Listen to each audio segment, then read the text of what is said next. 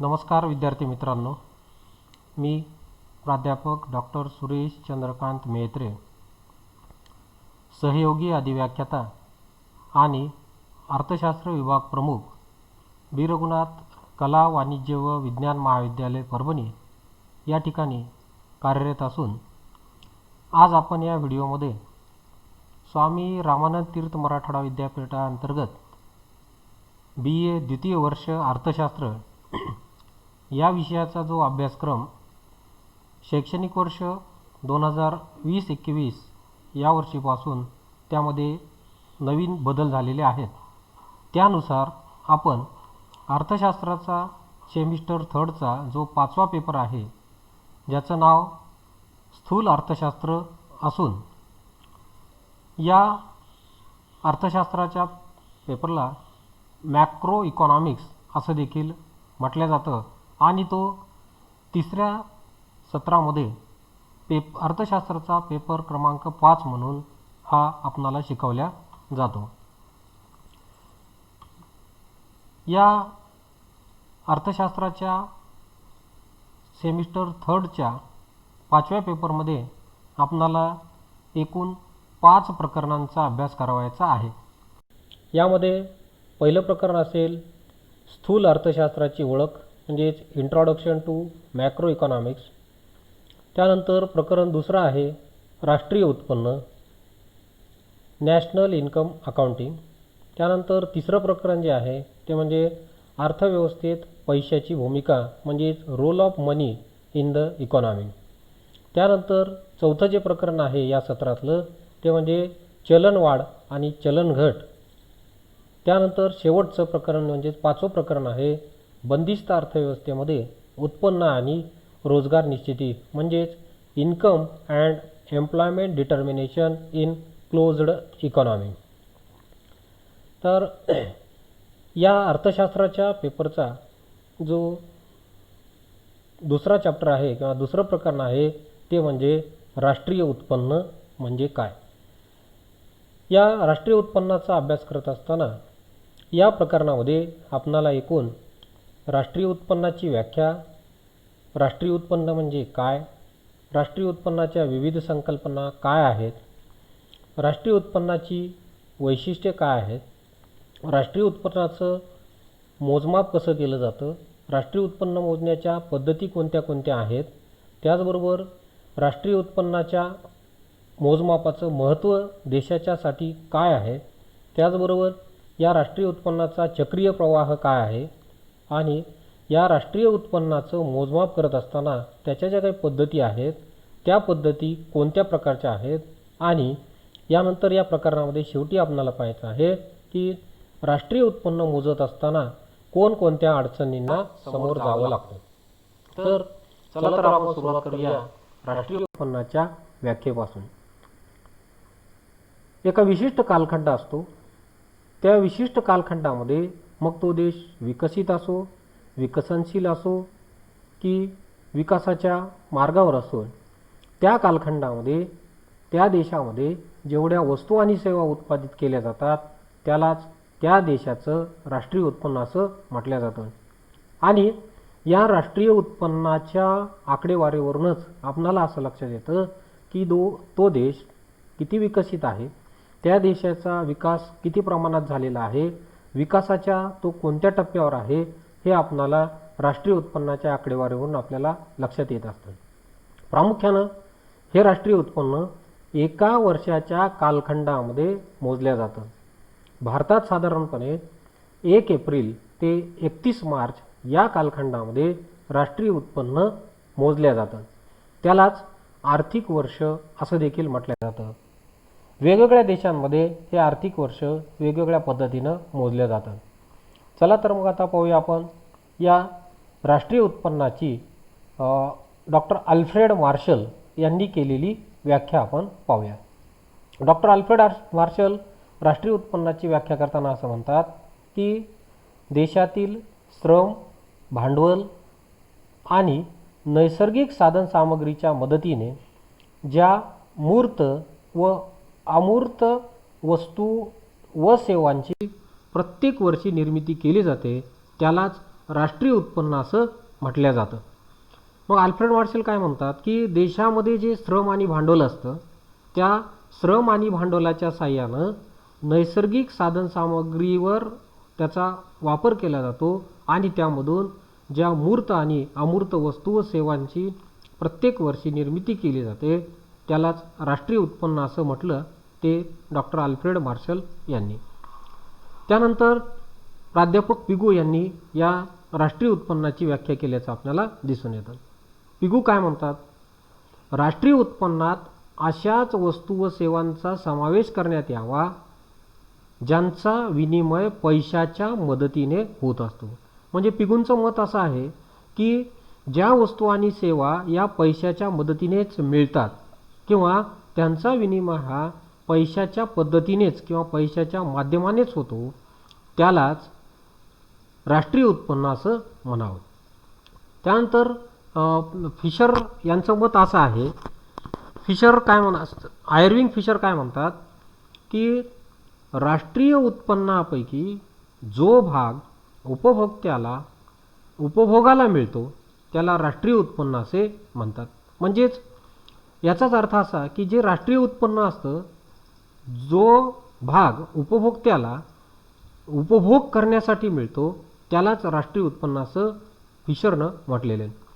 यानंतर या झाल्या पाश्चिमात्य अर्थशास्त्रज्ञांनी केलेल्या व्याख्या. मग भारतात देखील 1951ला भारतीय राष्ट्रीय उत्पन्न समितीनं या राष्ट्रीय उत्पन्नाची व्याख्या करण्याचा प्रयत्न केलेला आहे किंवा ती व्याख्या त्यांनी दिलेली आहे. राष्ट्रीय उत्पन्न समितीनं असं म्हटलं की एका विशिष्ट कालावधीमध्ये, म्हणजे त्यांनी इथे सुद्धा एक विशिष्ट कालावधी राष्ट्रीय उत्पन्नासाठी गृहीत धरलेला आहे. त्यांचं व्याख्येमध्ये मत असं होतं की एका विशिष्ट कालावधीत ज्या वस्तू आणि सेवा उत्पादित केल्या जातात त्याची दुहेरी मोजणी न होऊ देता केलेली मोजणी म्हणजेच राष्ट्रीय उत्पन्न होय असं भारतीय राष्ट्रीय उत्पन्न समितीनं आपल्या व्याख्येमध्ये म्हटलेलं आहे. म्हणजेच या ठिकाणी या राष्ट्रीय उत्पन्न समितीला असं दर्शवायचं होतं की ज्या वस्तू आणि सेवा उत्पादित केल्या जातात त्यांची दुहेरी मोजणी कुठेच होता कामा नये असं त्यांचं मत होतं. आणि म्हणून त्यांनी असं म्हटलं की एक विशिष्ट कालावधी आणि त्या विशिष्ट कालावधीमध्ये ज्या वस्तू आणि सेवा उत्पादित होतात त्या आणि त्यांची दुहेरी मोजणी न होऊ देता जी मोजणी केली जाते त्यालाच राष्ट्रीय उत्पन्न असं भारतीय राष्ट्रीय उत्पन्न समितीनं म्हटलेलं आहे. याच्यानंतर आपण पुढचा जो भाग पाहणार आहोत त्यात राष्ट्रीय उत्पन्नाच्या ज्या विविध संकल्पना आहेत त्यामध्ये प्रामुख्याने स्थूल स्वदेशी उत्पादन म्हणजेच स्थूल घरगुती उत्पादन व सकल राष्ट्रीय उत्पादन, त्यानंतर साधारण स्थूल राष्ट्रीय उत्पादन व वास्तव राष्ट्रीय उत्पादन, त्याचबरोबर शुद्ध किंवा निव्वळ राष्ट्रीय उत्पादन आणि पुढची जी संकल्पना आहे ती म्हणजे व्यययोग्य उत्पन्न. थोडक्यामध्ये आपण असं पाहू की सुरुवातीलाच आपण असं पाहिलं की राष्ट्रीय उत्पन्नाच्या व्याख्या असतील, राष्ट्रीय उत्पन्नाच्या संकल्पना असतील आणि आता यापुढे आपण पाहू राष्ट्रीय उत्पन्न मापनाच्या किती पद्धती आहेत. म्हणजेच कोणत्याही देशात एका विशिष्ट कालखंडामध्ये जे राष्ट्रीय उत्पन्न मोजलं जातं ते कोणकोणत्या पद्धतीनं मोजलं जातं. मग राष्ट्रीय उत्पन्न मापनाच्या किंवा मोजण्याच्या एकूण 3 पद्धती आहेत. त्यामध्ये उत्पादन पद्धत एक आहे, उत्पन्न पद्धत एक आहे आणि तिसरी पद्धत म्हणजे खर्च पद्धत आहे. आता थोडक्यात याचा आढावा घेतल्यानंतर आपण राष्ट्रीय उत्पन्न प्रत्येक देशामध्ये का मोजल्या जावं त्याचं महत्त्व काय आहे हे आपण पाहूया. आता राष्ट्रीय उत्पन्न मोजत असताना प्रत्येक देशाला त्या देशाच्या अंतर्गत राष्ट्रीय उत्पन्नाचं महत्त्व हे फार मोठ्या प्रमाणात आहे, आपण असं सुरुवातीला पाहिलं. मग त्यामध्ये आपण पहिल्यांदा असं म्हणू शकतो की 2 राष्ट्रांच्या विकासाची तुलना करण्यासाठी ज्यावेळी देशामध्ये अनेक राष्ट्र ही विकसित आहेत की विकसनशील आहेत की अविकसनशील आहेत, मग हा देश किती विकसित आहे, तो देश किती विकसित आहे हे मोजण्याचं अत्यंत महत्त्वाचं साधन म्हणजे काय, राष्ट्रीय उत्पन्न होय. म्हणजेच तो देश विकासाच्या कोणत्या पातळीवर आहे, विकासाच्या कोणत्या टप्प्यावर आहे, म्हणजेच 2 राष्ट्रांच्या विकासाची तुलना करण्यासाठी आपणाला राष्ट्रीय उत्पन्नाचं महत्त्व या ठिकाणी खूप महत्त्वाचं आहे. त्याच्यानंतर लोकांच्या जीवनमानाच्या पातळीचा अंदाज घेण्यासाठी प्रत्येक देशामध्ये जो समाज असतो आपलं जीवनमान जगण्याचा तो प्रयत्न करत असतो. म्हणजेच यामध्ये मग श्रीमंत असतील, अतिश्रीमंत असतील, मध्यम वर्ग असेल, गरीब वर्ग असेल, मग ते प्रत्येक वर्गामध्ये आपलं आपलं जीवनमान कसं जगतात, म्हणजेच जीवनमानाच्या त्या देशातील जीवनमानाच्या पातळीचा अंदाज घेण्यासाठी आपणाला राष्ट्रीय उत्पन्नाचं महत्त्व मोठ्या प्रमाणात दिसून येतं. त्याच्यानंतर तिसरा मुद्दा असा आहे की विविध क्षेत्रात योगदानाचा तुलनात्मक अभ्यास करण्यासाठी काय असतं की ज्यावेळी राष्ट्रीय उत्पन्न आपण मोजत असतो त्यावेळी राष्ट्रीय उत्पन्नाची मोजणी करत असताना त्या देशातील जी वेगवेगळी क्षेत्र आहेत, उदाहरणार्थ शेती क्षेत्र असेल ज्याला आपण प्राथमिक क्षेत्र म्हणतो, उद्योग क्षेत्र असेल ज्याला आपण द्वितीय क्षेत्र म्हणतो, आणि सेवा क्षेत्र असेल ज्याला आपण तृतीय क्षेत्र असं म्हणतो.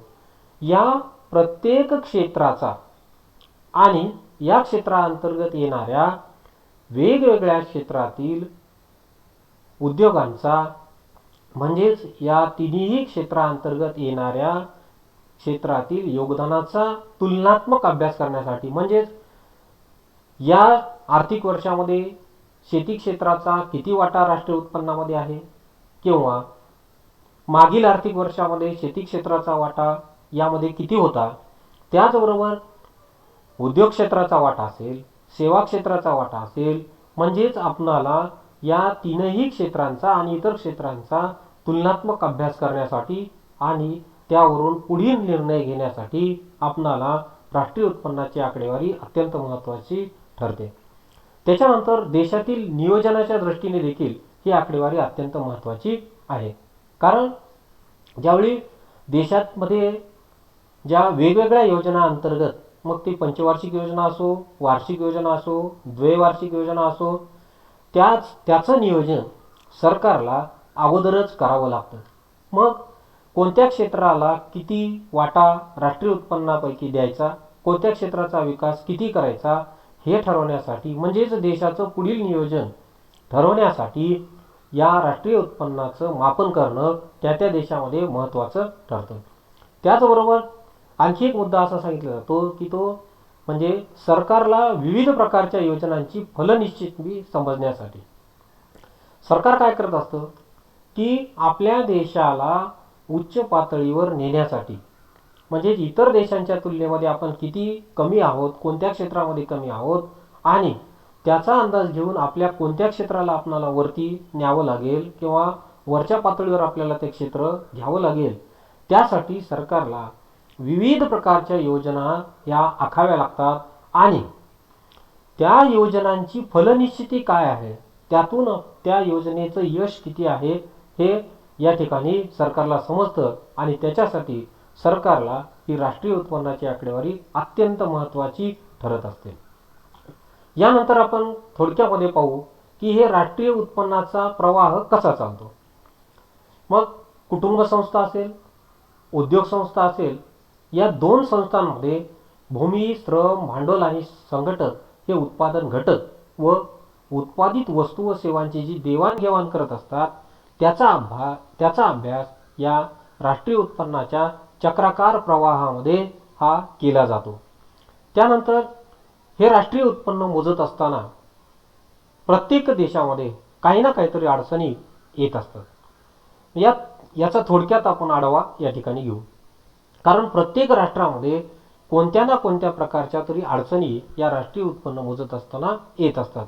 त्यामध्ये थोडक्यात आपण जर पाहिलं तर भारताचा जर विचार केला किंवा इतर राष्ट्रांचा सर्वसाधारण विचार केला तर पहिली अडचण काय येते की विना मोबदला केल्या जाणाऱ्या सेवा. काय असतं की काही क्षेत्र अशी असतात किंवा घरगुती काही क्षेत्र अशी असतात की त्या ठिकाणी कोणत्याही प्रकारचा मोबदला न घेता त्या ठिकाणी या सेवा पुरवल्या जातात. त्यातून जे उत्पन्न निर्माण होतं ते राष्ट्रीय उत्पन्नामध्ये कसं मोजायचं ही पहिली अडचण त्या ठिकाणी येते. त्यानंतर दुसरी अडचण अशी आहे ती म्हणजे वस्तू विनिमय पद्धतीचं अस्तित्व. आजही आपण अनेक देशांमध्ये असं पाहतो की वस्तू विनिमय पद्धतीनं त्या ठिकाणी हे व्यवहार केले जातात. मग ज्यावेळी वस्तू विनिमयाची पद्धत ही वापरली जाते त्या ठिकाणी त्याचं उत्पन्न, त्यातून मिळणारं उत्पन्न कसं मोजायचं, कोणत्या वस्तूच्या बदल्यामध्ये कोणती वस्तू आपण घेतली किंवा दिली याचा अंदाज आपल्याला त्या ठिकाणी पैशाच्या स्वरूपात मोजता येत नाही. त्याच्यानंतर पुढची अडचण जी आहे ती म्हणजे आकडेवारीचा अभाव. भारतासारख्या विकसनशील देशात जर विचार केला तर भारतामध्ये असलेलं दारिद्र्य, अशिक्षितपणा, निरक्षरता अशा विविध अडचणींमुळे भारतामध्ये आणि प्रत्येक कुटुंबाची जो काही आपला दैनंदिन खर्च असतो, दैनंदिन उत्पन्न असतं किंवा वार्षिक उत्पन्न असतं, त्याची आकडेवारी योग्य प्रकारे ही त्या ठिकाणी लिहिली जात नाही. म्हणजेच ज्यावेळी राष्ट्रीय उत्पन्नाची मोजणी केली जाते त्यावेळी निश्चित अशी आकडेवारी न मिळाल्यामुळे देखील राष्ट्रीय उत्पन्न मोजत असताना अडचणी येतात. त्यानंतर पुढची अडचण आहे ती म्हणजे दुहेरी मोजणी. काय असतं की उत्पादन करत असताना साधं उदाहरण एक त्याच्यामध्ये येतं की ज्यावेळी आपण कापडाचा विचार करतो त्यावेळी कापडाचा विचार करत असताना सुरुवातीला आपण त्या कापडाचा जो कच्चा माल आहे कापूस त्याचंही उत्पन्न गृहीत धरतो आणि त्याचबरोबर त्यापासून तयार होणाऱ्या कापडाचं देखील उत्पन्न गृहीत धरतो. त्याचबरोबर साखरेचं उदाहरण घ्या. ज्यावेळी ऊस उत्पादन होतो त्यावेळी ऊसाचं सुद्धा उत्पन्न त्यात गृहीत धरलं जातं आणि त्यानंतर साखरेचं देखील उत्पादन किंवा उत्पन्न त्या ठिकाणी गृहीत घेतलं जातं. म्हणून राष्ट्रीय उत्पन्न मोजत असताना अशी दुहेरी मोजणी होण्याची एक अडचण त्या ठिकाणी येत असते. त्याच्यानंतर पुढची जी अडचण आहे ती म्हणजे अवैध व्यवसाय. आपण पाहतो की प्रत्येक देशामध्ये अवैध स्वरूपामध्ये काही व्यवसाय हे चालत असतात. मग अशा अवैध व्यवसायामधून जे उत्पन्न मिळत असतं, राष्ट्रीय उत्पन्नाचा जो काही चक्राकार प्रवाह चालू होत असतो त्या प्रवाहाच्या बाहेर असे अवैध व्यवसाय येतात. मग अशा वेळी अवैध व्यवसायातून मिळणारं जे काही उत्पन्न असेल ते उत्पन्न राष्ट्रीय उत्पन्नामध्ये मोजत असताना एक मोठ्या प्रकारची अडचण येत असते. त्याचबरोबर पुढची अडचण अशी आहे की म्हणजे एकाच व्यक्तीचे अनेक व्यवसाय. काय असतं, व्यवहारामध्ये अनेक लोकांना अनेक प्रकारच्या भूमिका दैनंदिन व्यवहारामध्ये पार पाडाव्या लागतात. एक शेतकरी असतो, त्याच शेतकऱ्याच्या मालकीची शेती असते, परंतु त्याला ती शेती करत असताना त्याचा जो काही जीवन प्रवाह आहे, त्याची जीवन जगण्याची कला जी आहे त्या ठिकाणी त्याला त्याचं शेतीचं उत्पन्न त्याच्या जीवनासाठी हे फार कमी पडतं.